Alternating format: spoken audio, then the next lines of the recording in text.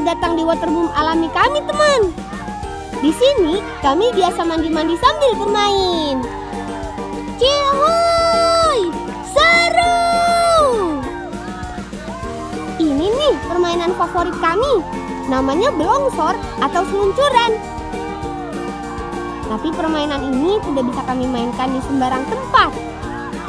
Hanya di aliran sungai berbatu dengan permukaan licin seperti ini. Riam Pelayo ini adalah salah satu air terjun kebanggaan warga Bengkayang. Asik banget nih, apalagi kalau permukaan batunya basah. Dijamin meluncurnya semakin seru. Cihuy! Bahkan kami bisa meluncur dengan posisi berdiri. Tapi tetap hati-hati ya. Teman di rumah penasaran, pengen tahu rasanya? Yuk datang ke kampung kami. Dijamin seru deh.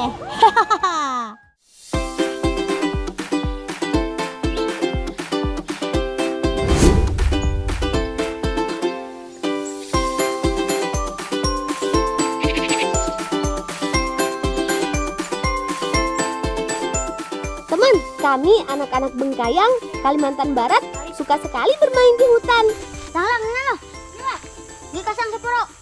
Wala na kulit kayu mo nga diyo ja. Bilang to mi tetoin mapilay yang denok nih. Jaja aneh ja. Di hutan juga sering kami temui bermacam tanaman. Bahkan tak jarang kami bisa mengambilnya untuk dimakan. Seperti yang ini nih, buah kacang hutan atau yang biasa kami sebut samporop. Uniknya, kacang berukuran jumbo ini tumbuhnya bukan di dalam tanah, tapi menggantung. Batangnya menjalar mengikuti pohon di sekitarnya. Oh, ini nga ayu gano.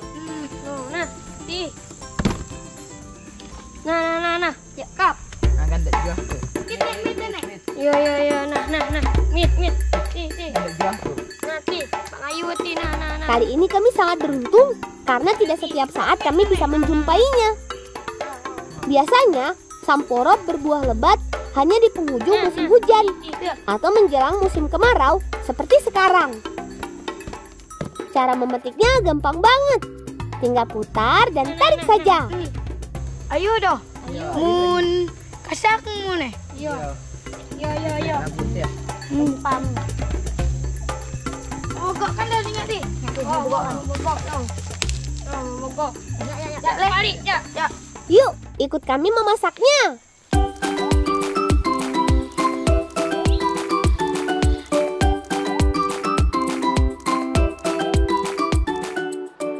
Teman, sebelum dimasak, samporop kami kupas dulu untuk mengambil bijinya.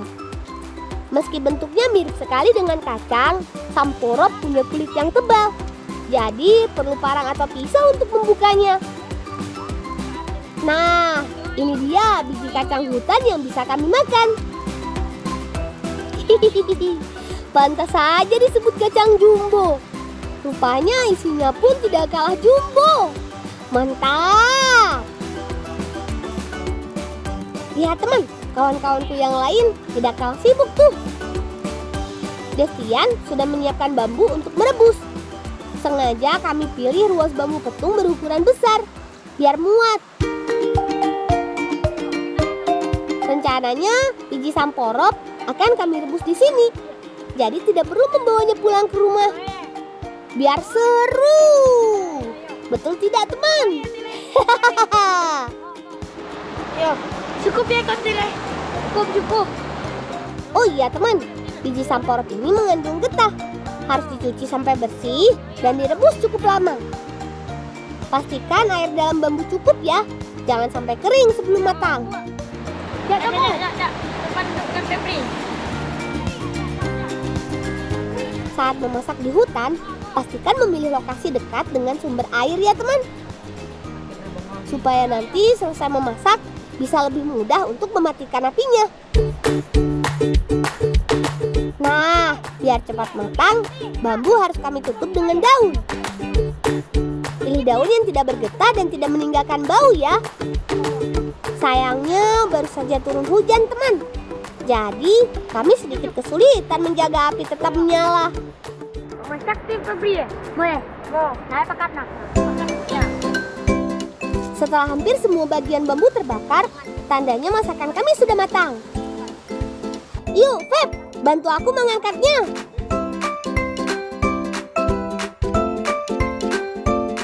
Selamat makan.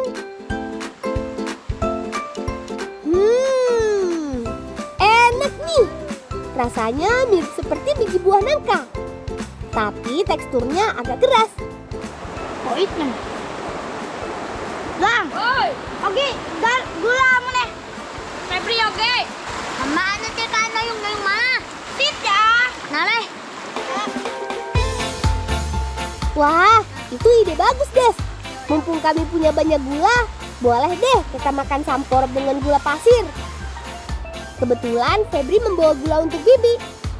Karena Bibi mau membuat manisan untuk acara syukuran di rumah adat.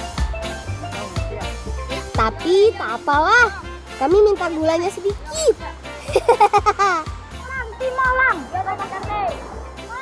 Makan-makannya sudah dulu ya. Astaga, gulanya tumpah nih. Kayak mau jadi kayak yo tetep dikali kayak pasal sedikit nih kan. Yo. Itu artinya kami harus menggantinya nanti.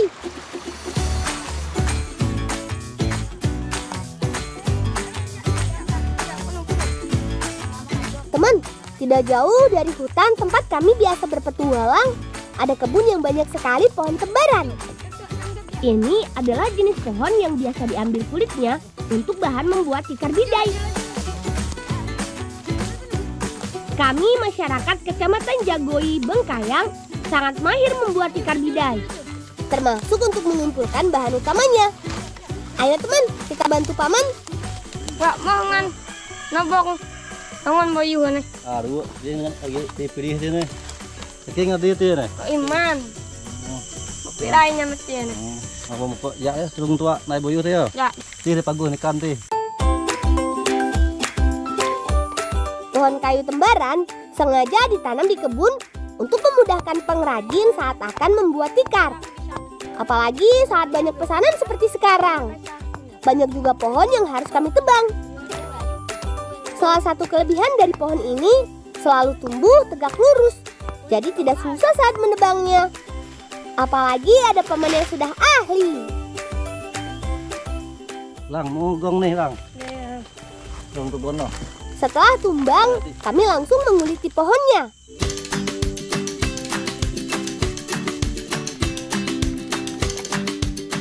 Caranya dengan memukul seluruh bagian kulit berulang kali. Pilih batang kayu keras supaya lebih cepat membuatnya memar dan terpisah dengan batang kayunya. Mau pulang. Udah terbuka. Yo.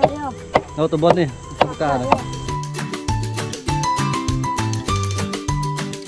Teman, sebagai penjaga tradisi dan budaya, kami senang sekali belajar banyak hal. Seperti cara dekat dengan alam dan memanfaatkan sumber daya alam dengan bijak. Pemanfaatan kulit pohon seperti ini sudah ada sejak zaman nenek moyang kami.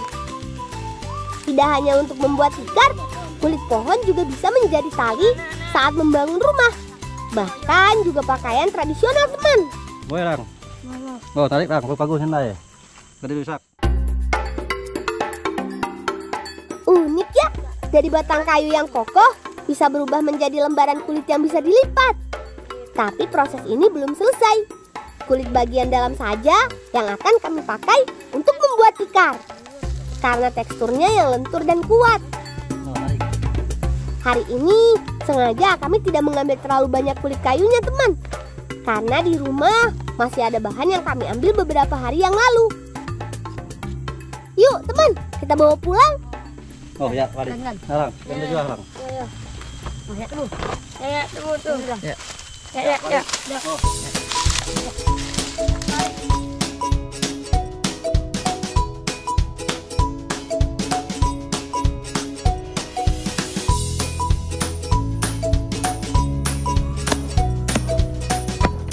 Selamat datang di tempat pembuatan tikar bidai milik bibiku. Memakai bahan rotan dan kulit kayu tembaran khas Kalimantan. Kulit yang sudah dipipihkan selanjutnya dijemur selama kurang lebih 2 hari. Tapi jika musim hujan bisa sampai 3 atau 4 hari. Murah. Ya. Lawannya ya? Ya. Kita memit episode nih. Di lawan nih. Tanda kulit kayu yang bisa dianyam jika sudah tidak mengandung air. Warnanya sedikit lebih cerah dan ringan saat diangkat. Oh iya teman, usaha pembuatan tikar bidai ini sudah ada sejak lama. Bibi dan beberapa paman di sini sudah sangat mahir membuatnya. Tikar bidai dengan panjang lebih dari 2 meter ini bisa selesai dalam waktu kurang dari 1 minggu. Soal kualitas jangan ditanya, karena peminatnya bukan hanya warga lokal Bengkayang, tapi juga Sarawak, Malaysia.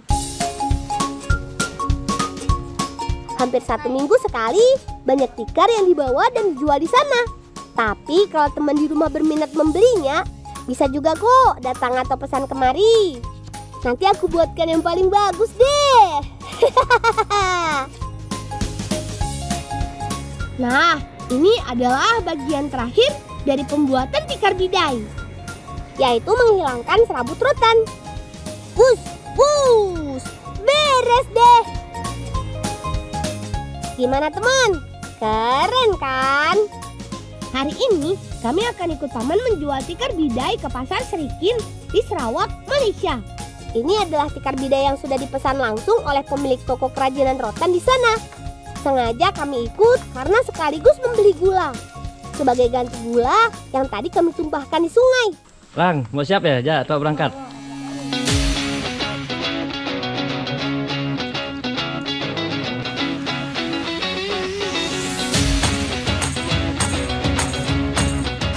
Perjalanan menuju pasar Serikin kami tempuh dalam waktu kurang dari 1 jam. Dari desa Jagoy Babang, kami melintas di pos lintas batas negara atau yang biasa disingkat PLBN. Di sini penjagaannya sangat ketat. Surat dan dokumen harus komplit. Jadi, jangan coba-coba melintas kalau tidak dengan izin dan dokumen yang lengkap ya, teman.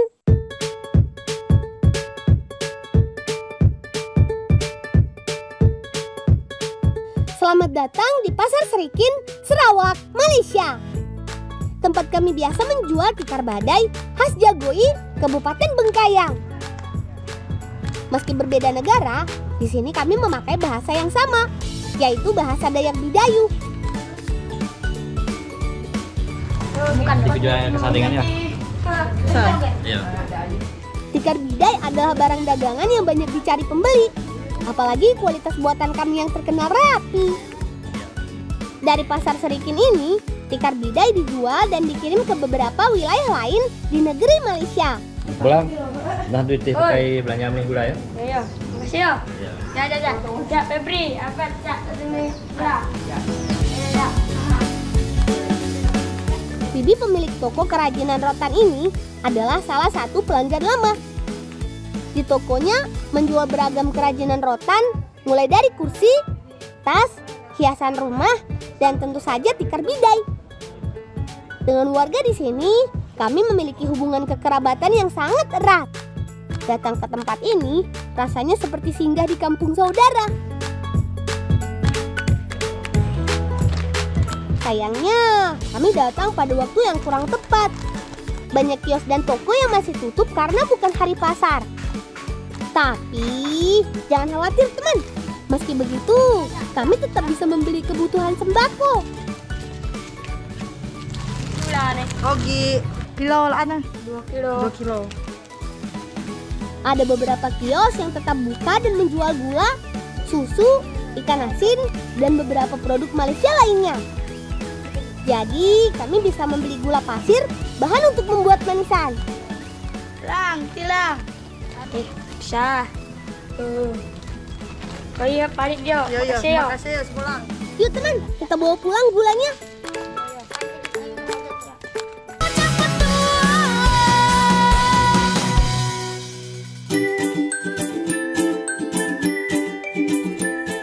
Manisan yang akan kami buat kali ini sedikit berbeda dari biasanya. Karena bukan dibuat dari buah pepaya, mangga, atau salak, melainkan dari buah hutan. Nikah dia. Buka. Kami menyebutnya buah belimbing hutan. Dari bawah terlihat mencolok karena kulit buahnya berwarna merah terang. Sayangnya, pohonnya cukup tinggi dan licin. Nakit lang, rabut dia. Nakitnya. Sama seperti beberapa jenis buah hutan yang lain, belimbing hutan ini hanya berbuah lebat 1 tahun sekali. Biasanya bersamaan dengan musim panen raya si raja buah atau durian. Bentuknya sangat mirip dengan belimbing, tapi karakter buahnya bergerombol seperti duku. Jadi memetiknya gampang banget. Tidak hanya dijadikan manisan, buah langka ini juga bisa dijadikan bumbu masak. Biasanya untuk memasak ikan atau daging beraroma kuat. Mau bogok calang, Mun. Ya. Mun. Nakitnya. Iya, nakitnya. Masuk. Lang masuk tak tilang. Iya lah. No, mau bogok. Iya. Ya, Tabu. Iya, sudah cukup nih. Yuk, kita lanjutkan petualangan.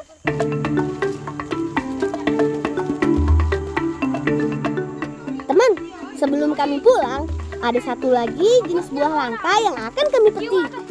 Tapi tidak untuk dibuat manisan, melainkan sebagai hidangan cuci mulut.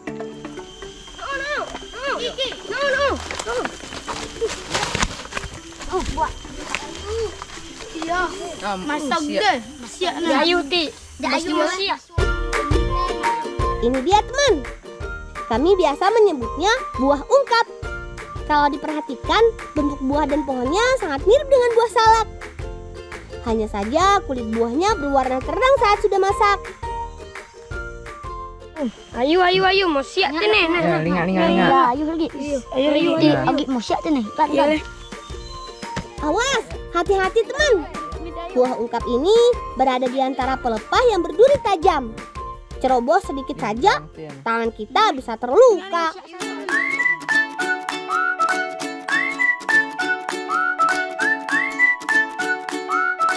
Teman, hari ini kami sedang sibuk menyiapkan hidangan untuk acara syukuran di rumah adat. Ya. Mana ringan. Iya. Buahnya. Iya. Masak ekor dua sana. Aduh. Kejar ingannya seban buah. Oh, Ada 2 jenis olahan makanan yang akan kami buat, yaitu manisan belimbing hutan dan masakan ikan asam. Yuk, sekarang kita mulai dari olahan yang pertama, manisan belimbing hutan. Kulit adalah bagian buah yang kami jadikan manisan. Setelah dikupas, pisahkan kulit dengan daging buahnya. Berbeda dengan kulitnya, daging buah ini sangat manis dan bisa langsung dimakan. Nah, isi ini Rasanya mirip seperti buah manggis dan terdapat biji keras di dalamnya. Oh iya teman, sebelum direndam dengan air gula, kulit buah lebih dulu dicuci bersih dan direbus. Merebusnya tidak perlu lama teman. Setelah air mendidih, masukkan kulit buah ke panci dan tunggu kira-kira 15 menit. Lalu angkat dan dinginkan.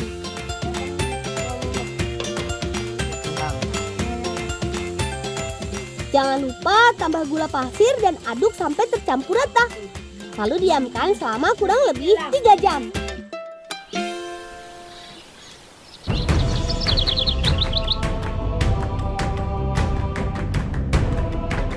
Teman, ini adalah waktu yang kami tunggu. Membawa hidangan makanan ke Bungkukwa yang berada di kampung adat suku Dayak Bidayuh.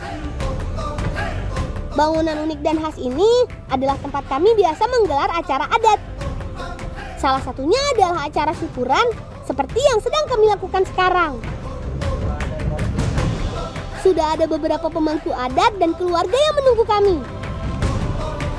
Acara dimulai dengan doa bersama. Meski sederhana, tapi acara ini sangat hikmat.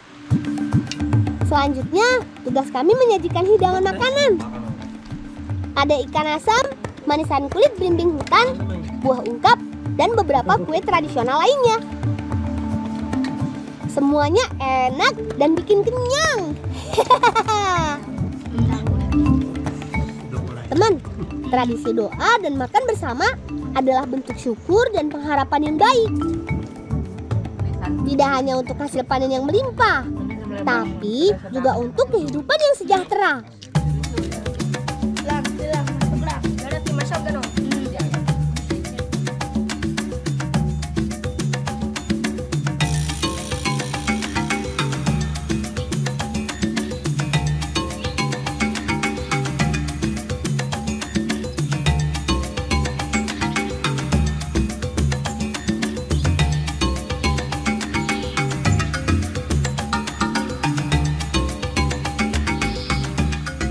Hari ini kakak sedang sibuk memetik sahang di kebun. Yuk teman, cepat kita bantu kakak. Mau nabi melang, bantu itu. Enggak ramen pemanuru. Ayolah, terjadi dah bantu kakak. Ayo.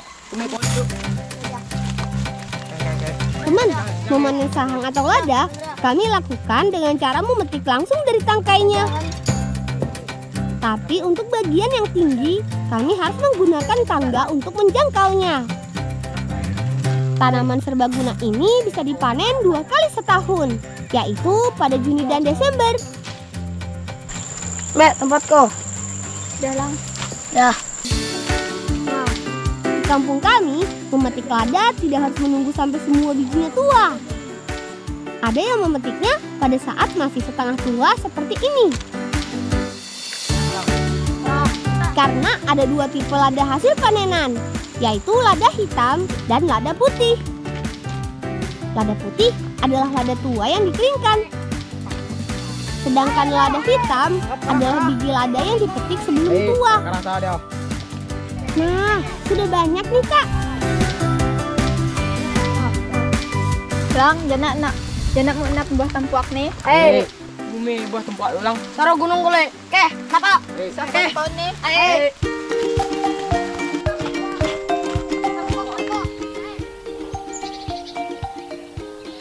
Teman, kami suka sekali bermain di hutan.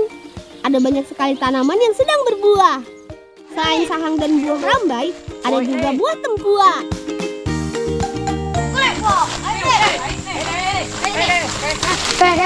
Ayo kawan, cepat. Tinggal aja, maka muge sakti. Nyulok nih.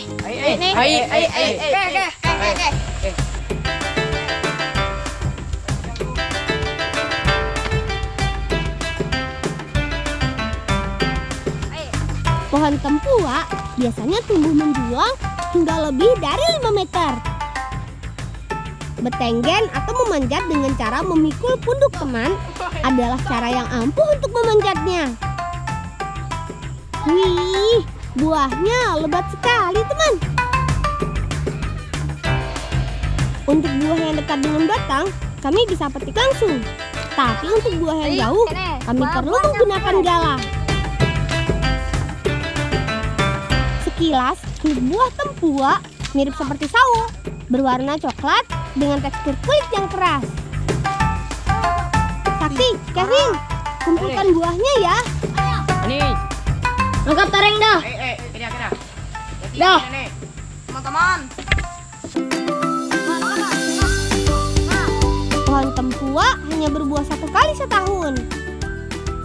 Biasanya bersamaan dengan musim panen buah durian dan rambai. Baik, Pin. Isi buah tempuak mirip sekali dengan buah manggis. Daging buahnya menempel pada gigi yang keras. Sayangnya kami tidak boleh berlama-lama di sini karena kakak pasti sudah menunggu kami. Jaya, ayo kuman dah. Habis kena haus meh. Gimana gig meh? Tekan cek masak. Dale, bebak dale man go. Kok. Ya, Kamu takum 2 dah.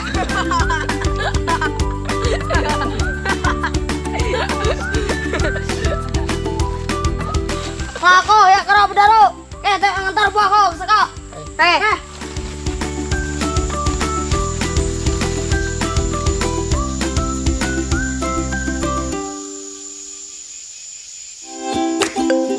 Tidak Tidak hanya daging buahnya, tapi kulit buah tempuak juga bisa diolah menjadi makanan teman. Semua bahan sudah komplit. Yuk kita berbagi tugas.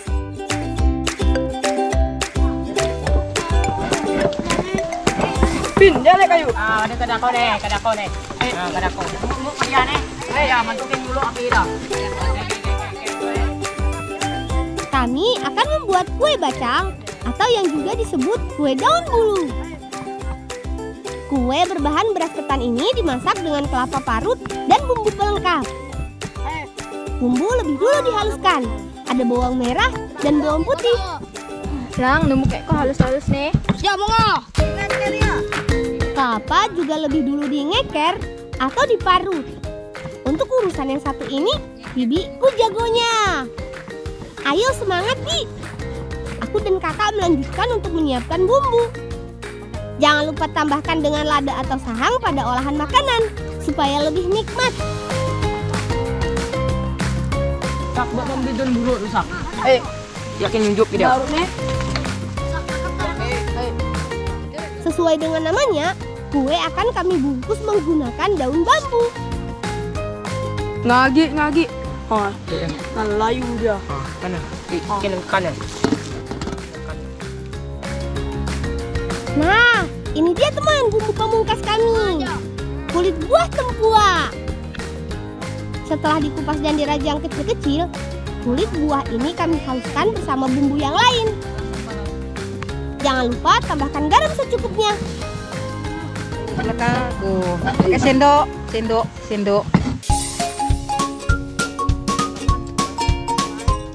Kue bacang terdiri dari dua bagian, yaitu isi dan kulit pembungkusnya. Bagian isinya kami buat dari kelapa sangrai atau serundeng. Setelah setengah matang, tambah dengan bumbu yang sudah halus. Angkat saat kelapa berubah menjadi kecoklatan.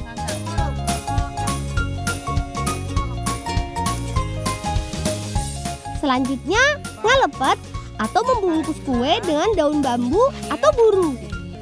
Ada beras ketan ditambah dengan serundeng.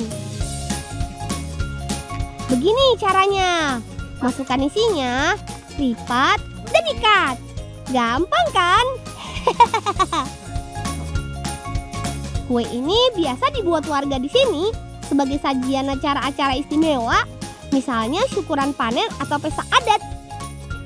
Nah, bulang nanduk kayak nih. Nyetin ngisi ya, sedang pengukus, teman-teman. Ya sampai baka. Ben, ada. Muka. Terakhir, kue dimatangkan dengan cara dikukus. Dengan api yang menyala bagus, kue akan matang dalam waktu kurang dari 30 menit.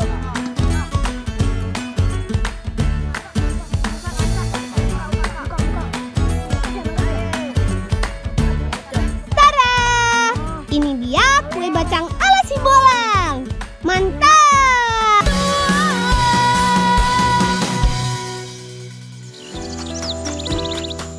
Ayo kawan-kawan, teman-teman sudah menunggu.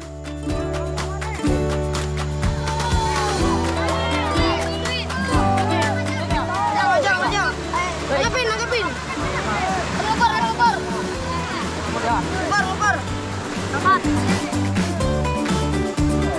Nggak jadi.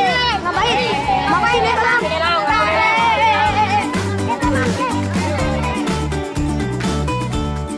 Kami tidak akan menikmati kue ini hanya berempat saja, karena ada kawan-kawanku yang lain juga.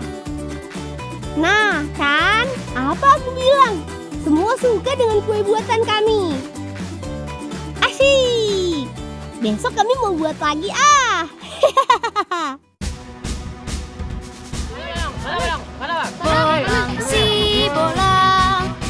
Si bocah petualang. Sampai di sini dulu ya teman.